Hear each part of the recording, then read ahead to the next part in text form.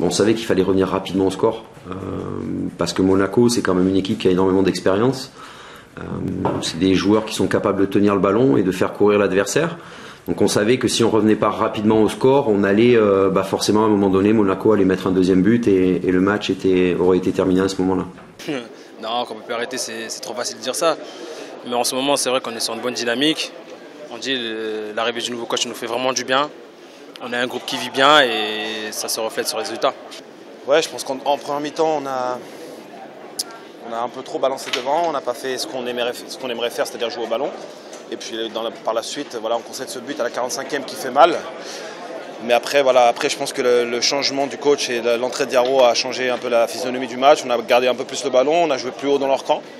Et on s'est créé beaucoup d'occasions, on les a mis au fond. Donc ouais, quel match. Ouais, on n'a pas vu le vrai Bordeaux en première mi-temps. On a subi ce que eux voulaient faire, on a mis des longs ballons devant.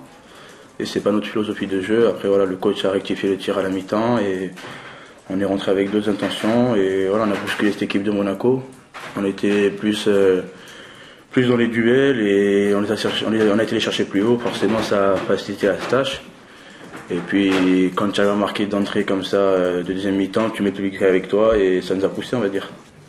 En deuxième mi-temps, on a vu un Bordeaux que j'aimerais voir souvent, c'est-à-dire avec beaucoup de projections vers l'avant, avec des joueurs qui n'ont pas peur, qui prennent des risques dans la passe, dans la course. Et alors parfois on se fait contrer, parfois on se met en difficulté, mais voilà, c'est que le début. Et voilà, j'ai aimé cette deuxième mi-temps, j'ai aimé la première mi-temps à Montpellier, j'ai aimé la deuxième mi-temps aujourd'hui. Petit à petit, on va être capable physiquement une fois qu'on aura récupéré quelques blessés, qu'on va pouvoir digérer cette préparation un peu difficile, je pense qu'on va avoir la possibilité de répéter ce genre d'effort, plus sur 45 minutes, mais sur plus longtemps. Comme le premier Bordeaux, la première mi-temps à Montpellier, là c'est le second Bordeaux en deuxième mi-temps. Donc, si vous pouvez faire les deux mi-temps, ce serait parfait, 90 minutes ou plus. Mais ça prouve que, comme j'ai dit, on avait l'envie de se remettre dans ce match. Après, Monaco a très bien débuté le match aussi. Ils ont fait tourner, ils ont eu des occasions. Bon, le but de Berbatov nous a un peu mis un coup derrière la tête. Mais on a su réagir, c'est une force aujourd'hui pour nous. Maintenant, il faut rien lâcher, il faut espérer aussi trouver et faire 90 000 à fond. En fait, c'était les consignes, c'était à nous à la base d'imposer notre jeu comme à Montpellier. C'est vrai que quand on tombe contre une équipe comme Monaco ou Paris, c'est vrai que c'est assez difficile d'avoir la possession de balle.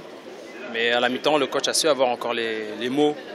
Et aussi, Carasso a su avoir les mots pour nous dire que voilà, on n'était pas dans notre registre.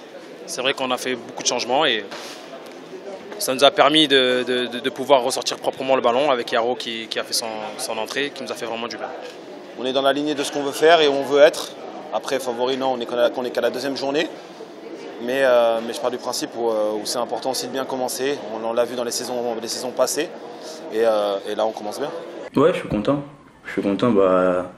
J'ai essayé d'être un peu à Bastia et voilà, le fait de marquer ce soir. Et personnellement, c'est une grosse satisfaction, mais je vais surtout retenir la victoire collective parce que voilà, mettre 4-1 à Monaco, c'est pas rien. Et il ne faut pas oublier que Monaco va jouer le premier rôle avec Paris. Donc voilà, mettre 4-1 à Monaco, c'est une très grosse performance et surtout avec le public qui était nombreux ce soir, ça nous a beaucoup aidé aussi. Il y a des jeunes dans l'effectif, ils sont pas uniquement là pour s'entraîner et faire les sparring partners dans la semaine. Il faut aussi leur donner du temps de jeu, parce que sans temps de jeu, il n'y aura pas de progression.